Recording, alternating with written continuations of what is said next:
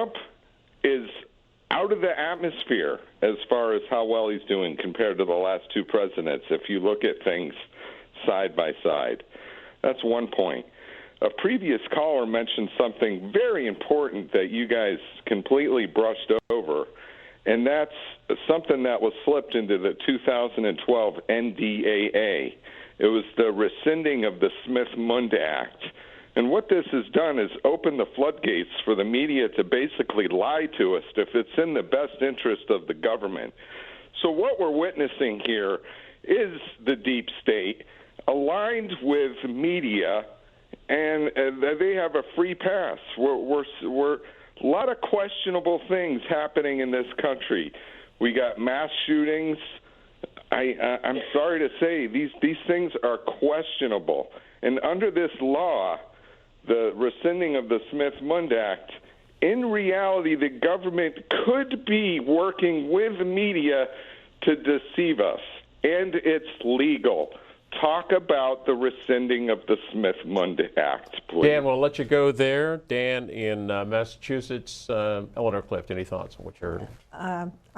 I think that sounds to be like a conspiracy theory that's alive and well. I'm not going to comment on it. Cheryl Chumley? I'm not familiar with that particular act, but I will say that back in the 1950s, there was that whole Operation MockingBird thing, which was never formally confirmed by the CIA. But of course, that was the operation where CIA operatives worked with U.S. media to shape the messages that came out of the media, and it was purportedly supposed to have hit at hundreds of journalists and reporters. And that's something that has been reported and used in different terms. What was the message that they were trying to get across in this? It varied. It went on for years, right. And it wasn't just domestic, but it was also to slant and shape how government officials worked with foreign officials as well. But don't take my word for it. Look it up. Well, we have aspects of the government, the USIA, Voice of America, that transmit American values abroad. I only bring it up because you say conspiracy theorist as if it's ridiculous. Like. But at the same time, he was tying mass shootings with the media and government interference to fool the American people. Right, and you were dismissing like a theories lot of connecting conspiracy theories as if they're ridiculous, but there are some things that our government has been involved in, including our deep state type government officials that have been recorded in history and proven. Well, we have a moment or two. Let's get and therefore that gives credence to what you say. Let's wrap up with a call or two here. It doesn't give credence, but it does. All right, and that was taken from C-SPAN. On May 27th of 2018, so almost 2 years ago. So let's take a look at this video clip. I thought that it was a matter of real concern that planted stories intended to serve a national purpose abroad came home and were circulated here and believed here, because this would mean that the CIA could manipulate the news in the United States by channeling it through some foreign country. Now, we're looking at that very carefully. Do you have any people being paid by the CIA who are contributing to a major circulation American journal? We do have people who submit pieces to American journals. Do you have any people paid by the CIA who are working for television networks? This, I think, gets into the kind of getting into the details, Mr. Chairman, that I'd like to get into in executive session.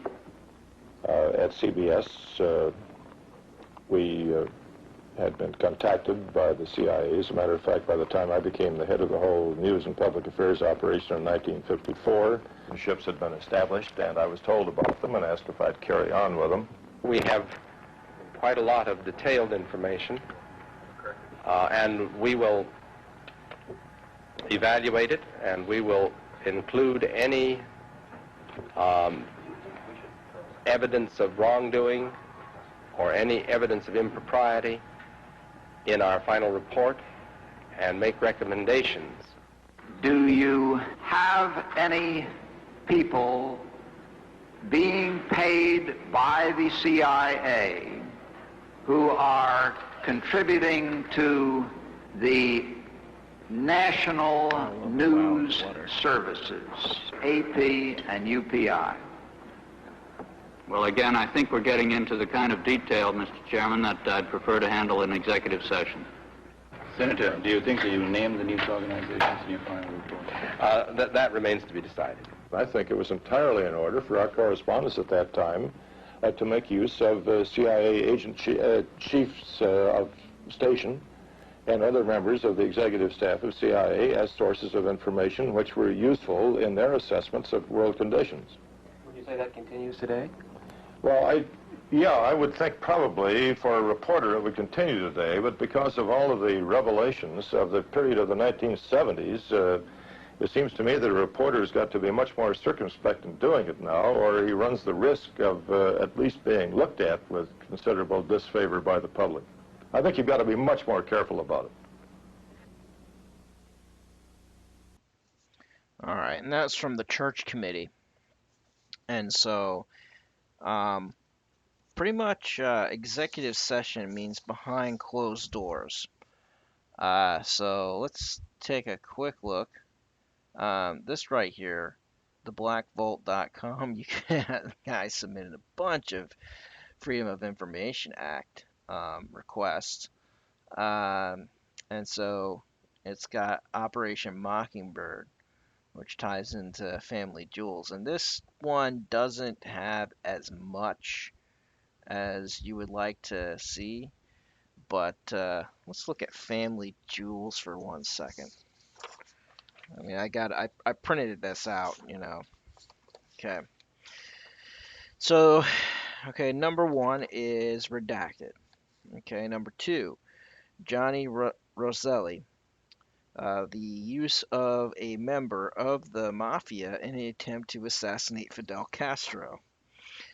Number 3, Project Mockingbird. During the period from 12th of March 1963 to 15th of June 1963, this office installed telephone taps on 2 Washington-based newsmen who were suspected of disclosing classified information obtained from a variety of governmental and congressional sources. Number 4, Yuri Inovich Nosenko, a KGB defector who, from the period of the 13th of August 1965 to the 27th of October 1967, was confined in a specially constructed quote-unquote jail at redacted. He was literally confined in a cell behind bars with nothing but a cot in it for this period. See, number 5, various surveillance and support activities. These are briefly summarized and range from the surveillance of newsmen to the provision of specialized support of local police officials in the metropolitan area. I believe that each one is self-explanatory, and therefore no further comment is needed here.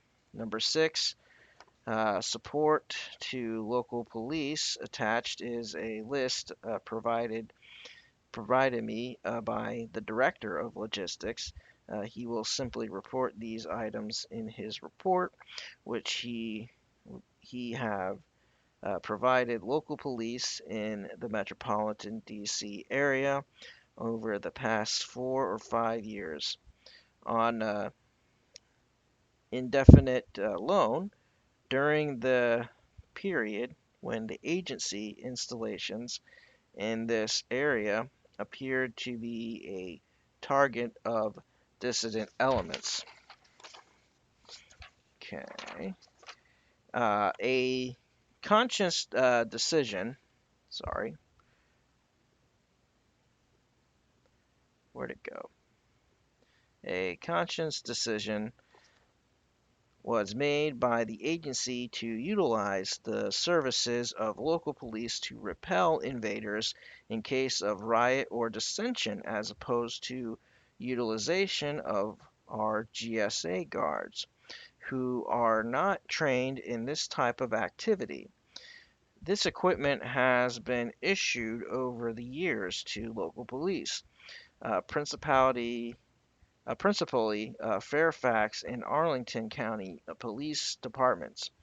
I don't believe that this is totally illegal under the provisions of the National Security Act of 1947, but I am including it since I am sure it would be considered as such in light of the recent congressional fuss over our police training activities. Number 7, audio countermeasures support to the United States Secret Service. Number 8, test of specialized equipment in Miami immediately prior to the political convention there. Okay, so let's grab this next one. I love it. It says secret eyes only. It's redacted. All right, so there we go. Project Mockingbird. Project Mockingbird, a telephone intercept activity, was conducted between the 12th of March 1963 and the 15th of June 1963 and targeted 2 Washington-based newsmen who at the time had been publishing news articles based on the frequently quoting classified materials of this agency and others, including top secret and special intelligence. Telephone intercept connections were installed at the newsmen's office and each of their homes for a total of 3. Let's say 2 newsmen, it says 3. The connections were established with the assistance of a telephone company official who responded to a personal request by the Director of Security, Colonel Sheffield Edwards. Colonel Edwards' authority for the activity was Mr. John A. McCone, Director of Central Intelligence.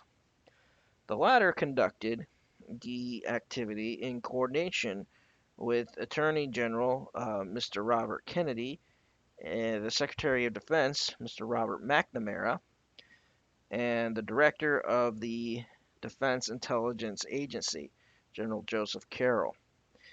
In addition to Office of Secret Security personnel directly involved in the intercepts and research of the materials acquired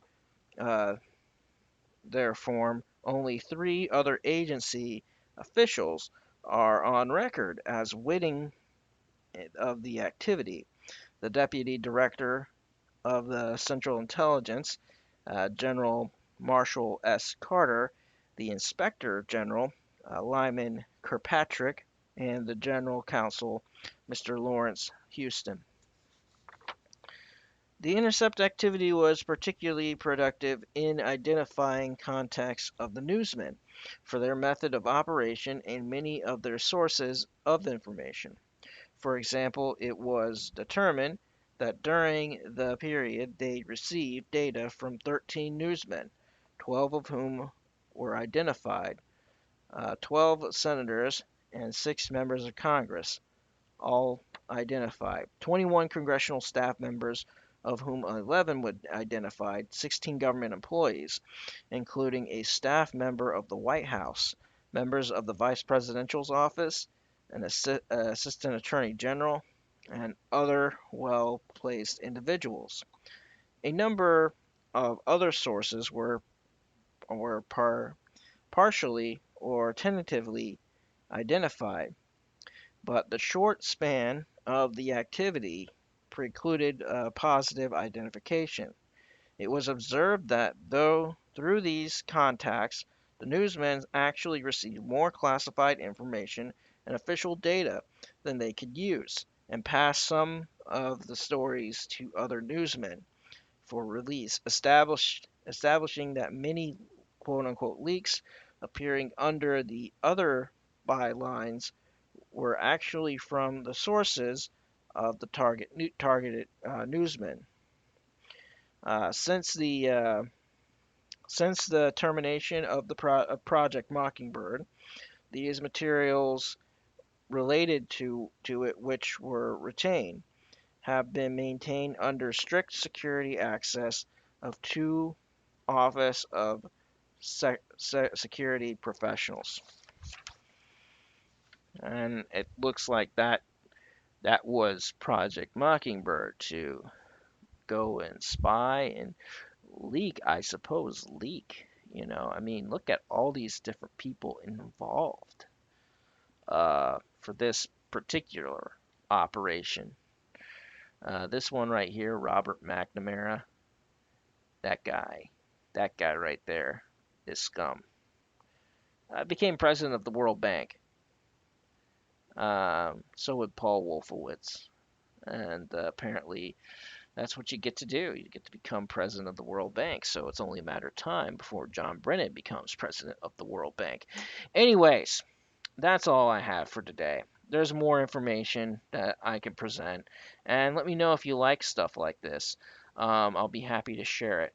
All right, like, subscribe, hit the bell, and I will see you on the next one. Bye-bye.